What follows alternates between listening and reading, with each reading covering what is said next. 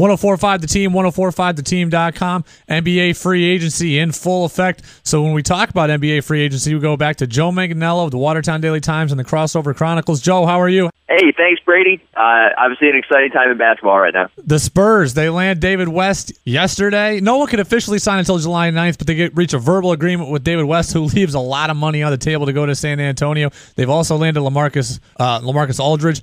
Are the Spurs, all of a sudden, are they already supplanting the Warriors as a favorite here in the Western Conference? Yeah, this is how I look at it. The Warriors are going to be the team to beat. They've earned that, and they're going to have a chip on their shoulder coming off the championship run. But the Spurs are going to be the most talented team in the league, the deepest team in the league, and with their pedigree and their history in the playoffs, they're going to be the favorite. And because Golden State didn't have to play San Antonio last year, I think there's also going to be a lot of feeling that until the Warriors beat the Spurs, they're still the little brother in the West. The Spurs get good front court help in West and Aldridge to go with Tim Duncan. They bring back Manu Ginobili. They've still got Tony Parker. Are the Spurs too old in the backcourt, though? Do they need one more piece at guard? Yeah, guard is where they're going to be a little weak. I actually thought until they signed David West officially, they were also a bit thin in the front court. And this is nitpicking, of course.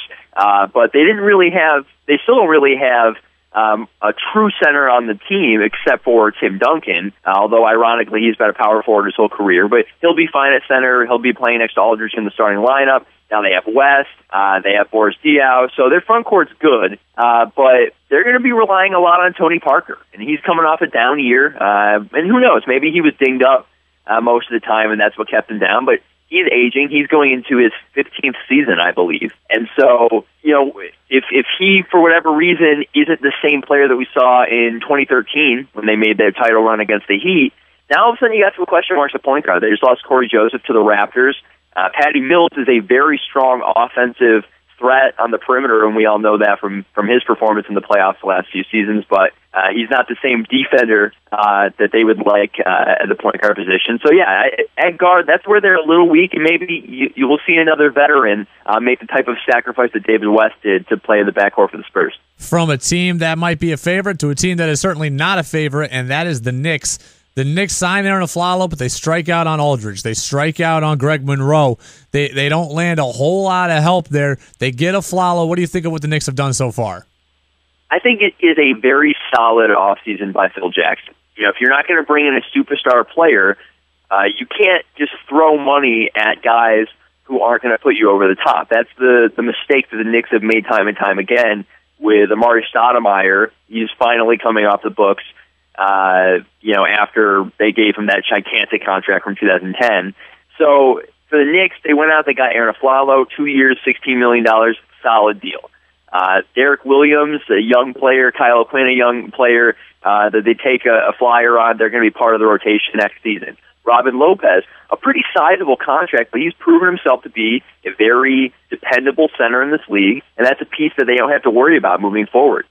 So whatever happens with Carmelo Anthony, I think we talked about this last time, it still seems like underneath, under the current, they must be checking something out there with a trade, just because they're not going to be the contender that the fans want immediately. They're taking their time. They drafted Kristaps Porzingis. He's going to take time to develop. So they're not going to be a contender. They're probably not even a short playoff team next season. But I like the moves they made, and they're moves that I think are going to age well. As the salary cap rises the next 2 summers, they've made very long-term efficient deals. And I like the future for this team. I think Phil Jackson's really in charge, and he's proven that he's looking ahead to the future of this team. Could our own Glens Falls native Jimmer Fredette help the Knicks? Jimmer also a free agent. He could bring the Knicks another shooter on the outside, a veteran presence at least to spot up there, and you can get him at a cheap contract. Could Jimmer be someone that you'd be interested in for the Knicks? Brady, I like that you're pushing it. I think it would be a good opportunity for him. The thing with Jimmer is he never got a great chance to play. And obviously the King situation, as we've seen play out again this summer, is very toxic. That is a terrible organization in the NBA. And it wasn't a healthy situation for Jimmer to come into. Jimmer, in an ideal sense, an ideal scenario, would have gone to a team right out of the gate that would have given him a role, would have given him enough minutes to handle and a consistent amount of minutes to handle, where he could have developed his shot, developed his total offensive game. We know he's a talented player. He just needs to get on the floor, and he needs to play with guys who can teach him, the ropes on defensive end. And I think the Knicks, it'd be a great fit. I think the triangle, he'd be a knockdown shooter for them, maybe even in the Steve Kerr mold from those old Bulls teams. Joe Manganiello, Crossover Chronicles, Watertown Daily Times, 1045theteam.com, breaking down all things NBA free agency, getting a little Knicks talk in there, a little Jimmer talk. Could be a fit for the Knicks. Joe, thanks for being with us. Hey, no problem, Brady. Thanks.